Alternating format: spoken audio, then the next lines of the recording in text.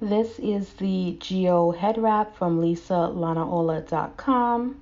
and we start off by making sure that the two front pieces are the same length. You pull the front piece down and just start twisting the two ends together around each other all the way down till the very end.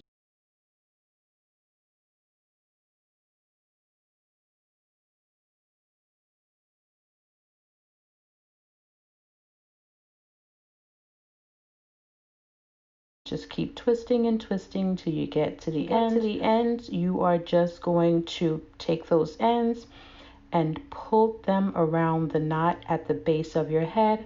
Once you get to the end of that, you just tuck it right under.